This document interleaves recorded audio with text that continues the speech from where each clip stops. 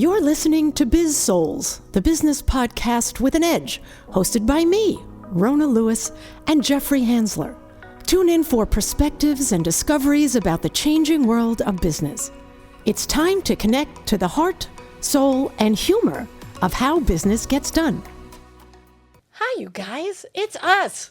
I'm Rona Lewis. I'm Jeffrey. Oh, wow. That was Sorry about loud. That. Holy crap. Sorry about that. I'm so excited. Have another cup of coffee. I'm Jeffrey Hansler. We get to the heart and soul of business and the people that make it happen. And sorry about that. I peeked out. You said that faster than I speak. Really, that's enough caffeine. No more soup for you. Anyway, so it wasn't caffeine. It was this tree, and I was eating the leaves off it. I have no idea what they were.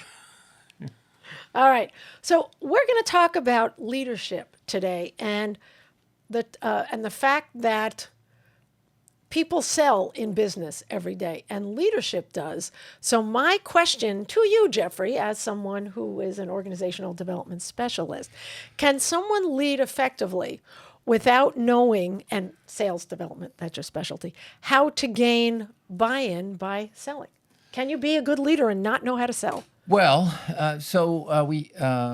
Bill was on this morning. Bill Quaitman, yeah. Yeah, and so he is not a medical expert. He's not a medical doctor. Yeah.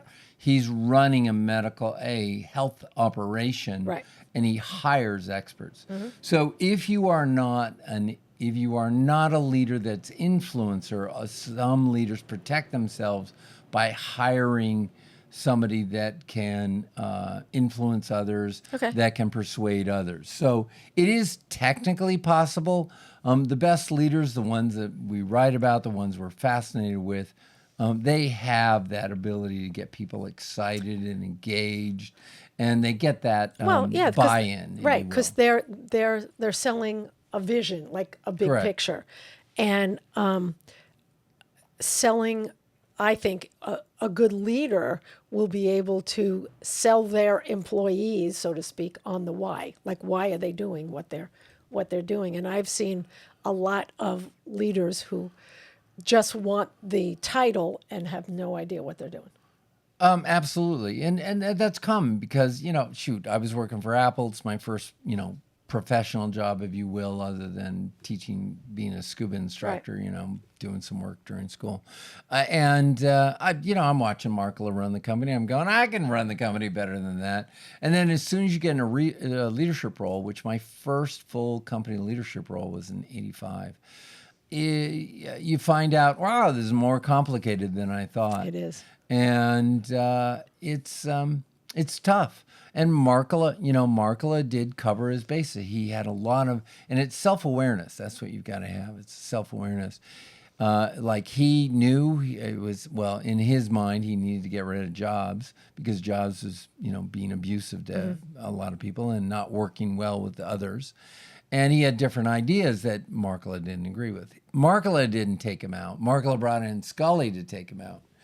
And so, again, he was doing that. Markla's not he can tell a good story. He would be great in front of meetings. And he didn't have to sell us on anything because we were already excited about things. He was bringing Jobs in to he brought Jobs and Wozni in because that was a company deal. He started letting Jobs speak, and he let Jobs get on Time Magazine. He didn't go on that. Mm-hmm. He let those guys, and so they had, Jobs has charisma, nothing else, everything else about him. He's got this charisma, and he's an interesting individual. So, yeah. I know for me, when I was working for the Colorado Springs Gazette-Telegraph, I started out as a regional salesperson, and then they promoted me to national sales manager, and I had to, which meant that the territory was everywhere except Colorado Springs, So I had to change over the fact that I was really good. I made them a lot of money, and I had a lot of autonomy. So it was all about me, which is my favorite thing. So, and then so all of a sudden I'm a manager, and I had to go from me to we. And, are my people okay? What do they need? It's not about me. I need them to make me look good. you Right. know. So it was about keeping them, and it was a totally different mindset. And it was a little tough for me, you know, because when they're, I think when you're a leader, you have to get better at asking questions, because it can't always be the way you want, because once you're a leader, you're out of that salesperson or in the weeds position. So you don't know what's going on. Correct. And so, we're trying to define leadership. So I'll give a couple of, and these are common examples, and a reason you're not going to like the first one. Just go with, trust me on it. So Mike the Pillow Guy. He's run a company. He's done well. I don't know how he runs the company internally. He got on the political bandwagon, and I think people followed him for his issue. In terms of the people that don't believe the way he did, he developed a lot of animosity for that. He lost business. And he's lost business for that. So does he have all the qualities of the best leader? I can't speak to how he runs the company. I don't know how his employees feel about him. More, from what I do know a little more about, Jack Welch was, people say he's a great leader and a great person. He did a lot of things to get the numbers in that I don't think was a good leadership skills, in terms of not giving people their due, not giving people credit, dumping if he had a problem, he dumped the whole problem and the people with it. And so he was more looking out, and I can't speak directly. He was definitely trying to make himself look really good, and afterwards he was doing the bandwagon. I haven't heard much about him, and I think a lot of stuff has come about his leadership. Richard Anderson, on the other hand, unbelievable as a leadership. He ran Delta Airlines. He was running Northwest, which was a union airline, union-centered airline, and they merged with Delta.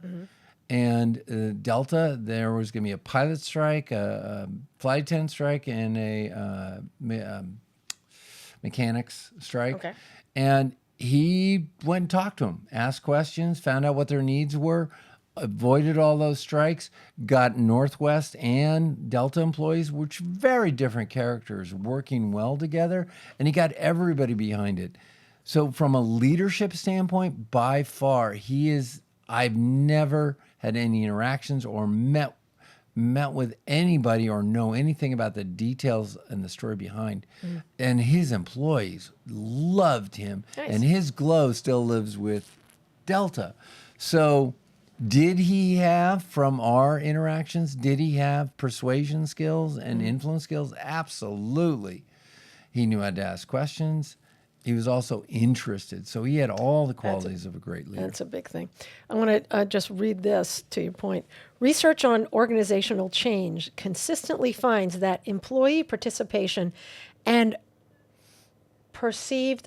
fairness influence support for change. In practical terms, simply announcing a decision may produce compliance, but involving people and explaining its value and talking to them is more likely to create true commitment. So that's what he did.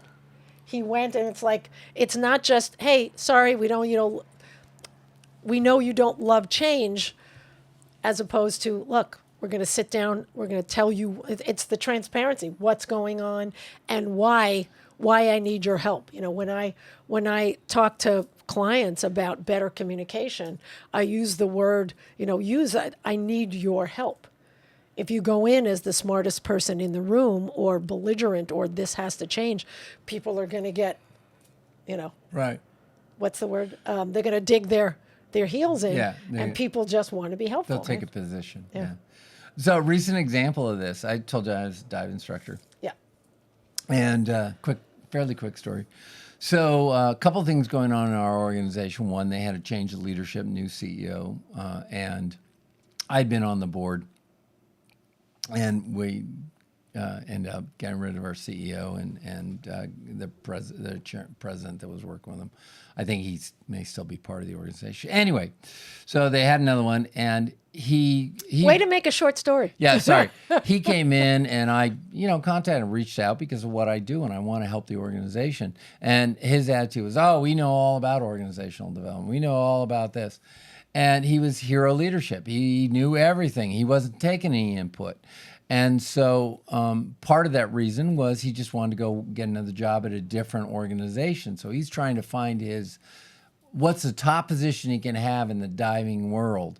And he wasn't effective as far as I'm concerned. He wasn't effective at all. Make as much money and do as little as possible. So then the committee brings in a new CEO and they're saying, oh, we've learned our lessons. Well, so same kind of thing. It's kind of the hero leadership. Initially came in, his emails come out. There's no email way to contact him back. There's no anything. There's this lawsuit going on in the industry, and we're somewhat involved in it, and no comment about that. So I sent him an email saying, hey. How did you find his email? You said that because I called the organization. I'm part of it. Okay. And it was a generic email that they gave out. Oh. This is important. So I sent him a note. I said, look, two things. One, you need to talk about the things that are hard. Two, you need to engage employees and bring them in. And there should be greater transparency. And definitely put your email on your stuff so that people can get a hold of you so that you can engage with them. So he just sent out something yesterday or the day before. And guess what's there on the thing? His email. His email. Good. It's his email. And what was the email about? The lawsuit. Oh, good. Now, here's the thing. And this is tied to what you just mentioned.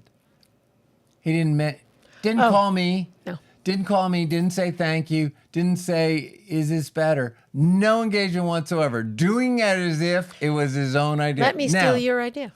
Well, and that's okay because for the organization and this goes on. Does it make me want to engage more and help him more since I'm not getting paid for what I usually get paid for? Right. And the answer is no, it doesn't. So exactly what you said. If you want continuous involvement, you have to engage, reward. And that is what Richard Anderson did. Yeah, that's what makes a great leader. He was constantly telling and promoting other people and what they did. He sold himself, I think, as because there's a lot of people who sell pencils. So people buy the salesperson. They don't necessarily just buy the pencils, if they're all number two. Kind of like why people watch Biz-Souls, because of me, and you're just coming along for the ride. Did you say why people or white people? Why people? I'm not white, remember? Where are we going with this? That's you, honey. Anyway. Enunciate. Oh, sorry. Anyway, all right. So, yeah, I think every leader needs to be in sales, at least be self-aware in that sense, and that goes with the trust and transparency and vulnerability and authenticity. We agree 100%, and they need to be aware of themselves for any kind of emotional intelligence, and I think that's a huge problem. It is. Our leadership does not have emotional intelligence. And they need to know what they're good at and what they're not good at, and I think that was a saving grace for Markula, which is why he was able to last so long in that position. There we go. Was he was aware of what he wasn't good at. Yeah. All right. That is it for us. Let us know what you think in the comments. Meanwhile, I'm Rona Lewis. I'm Jeffrey Hansler. And this has been Biz-Souls. We'll see you next time, everybody. Thank you. You've been listening to the Biz-Souls podcast with your hosts, Rona Lewis and Jeffrey Hansler. Did you have fun? Subscribe, rate, and leave a review. It's very much appreciated. Talk to you next week.